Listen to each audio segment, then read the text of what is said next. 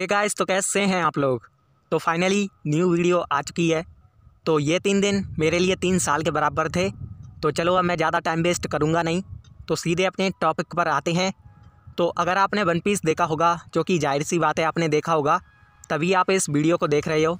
तो आपने उसमें लूफ़ी के बहुत सारे स्ट्रॉन्ग अटैक देखे होंगे, जैसे कि गम गम गैटलिंग, गम गम बज़ोका, गम गम पिस्तौल, जिससे कि लूफ़ी ने कई सारे स्ट्रॉन्ग अपोनेंट को धूल चटाई है।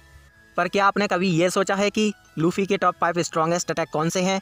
अगर आपको नहीं पता तो आज मैं बता देता हूँ। वैसे तो बहुत से लोगों को ये पहले ही पता होगा। नंबर 5 पे जो अटैक आता है वो है लूफ़ी के गियर 4 के बाउंस मैन का गम गम और गन, जो कि हमें सबसे पहले देखने को मिला था लूफ़ी वर्सेस क्रैकर की बैटल में, जहाँ पर लूफ़ी ने इस अटैक का यूज़ करके क्रैकर के बहुत सारे बिस्किट सोल्जर को चटनी बना दिया था।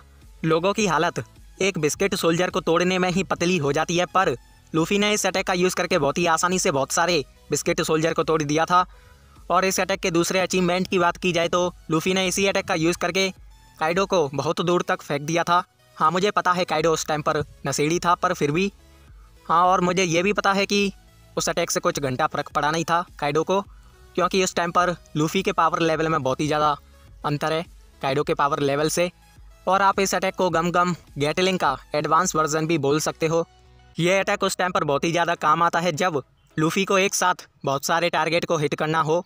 नंबर 4 पे जो अटैक आता है वो है लूफ़ी के गियर 4 के टैंक मैन का गम गम कैनन बॉल। और जैसा इस अटैक का नाम है वैसा ही इस अटैक का काम है। और ये अटैक हमें सबसे पहले देखने को मिला था लूफ़ी वर्सेस क्रैकर की बैटल में, जहाँ पर लूफ़ी ने जब इस अटैक को यूज़ किया था तो लूफ़ी ने क्रैकर को अपने अंदर घुसेड़ कर बिल्कुल एक तोप के गोले की तरह फेंक दिया था। जितनी भी चीज़ें क्रैकर के बीच में आईं, या फिर वो हो माउंटेन हो, ट्री हो, हाउस हो, रॉक हो, वो उन सभी को चीरते हुए सीधा बिग मॉम के पास गिरा था।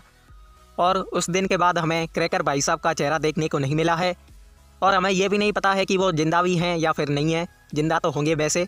इसके बाद ये पक्का हो गया कि लूफ़ी एक सच में तोप है।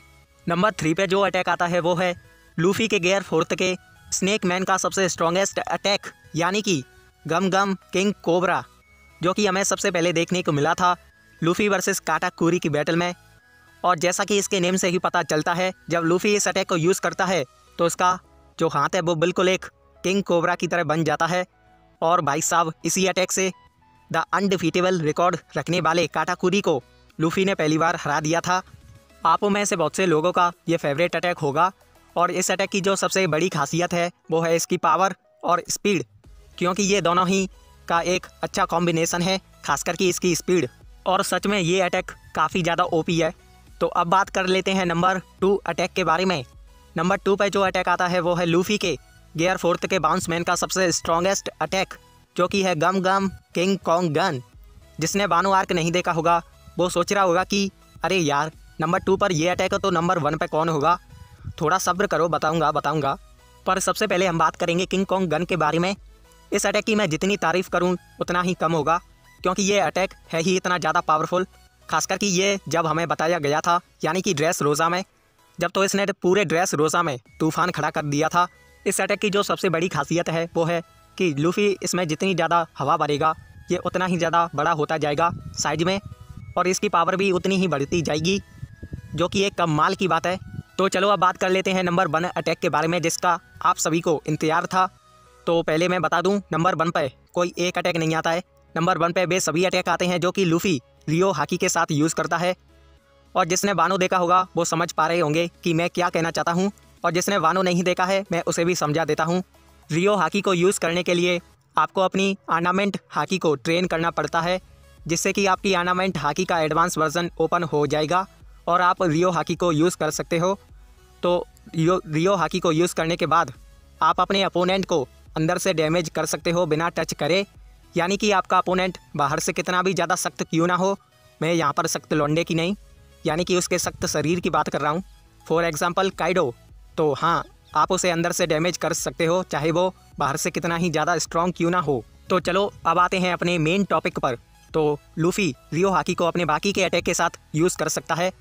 अगर मैं आपको एक एग्जांपल दूं तो रेड हॉक, अगर रेड हॉक के साथ लूफ़ी अपनी रियो हाकी यूज़ करता है तो जो रेड हॉक का इम्पैक्ट है वो और भी ज़्यादा बढ़ जाएगा। अभी तक हमें एपिसोड में ऐसा कुछ देखने को मिला नहीं है, पर वो इसकी ट्रेनिंग कर रहा था ओडोन में अगर आपको किसी को याद हो तो। और शायद हमें लूफी की रियो किंग कॉन्ग गन भी देखने को मिले। तो हाँ, नंबर 1 पे आते हैं रियो बेस्ड अटैक। मुझे उम्मीद है कि आप सभी इस लिस्ट से सहमत होंगे। अपना फेवरेट अटैक कमेंट में बताना ना भूलें। वो बात अलग है कि कोई कमेंट करता नहीं है, जो कि काफ़ी बुरा लगता है ये देखकर, पर प्लीज़ यार कमेंट करा करो, काफ़ी अच्छा लगता है और मैं सभी के कमेंट का रिप्लाई भी करता हूँ। आज की वीडियो यहीं तक थी, मैं मिलूँगा आपसे अगली वीडियो में। So thanks for watching.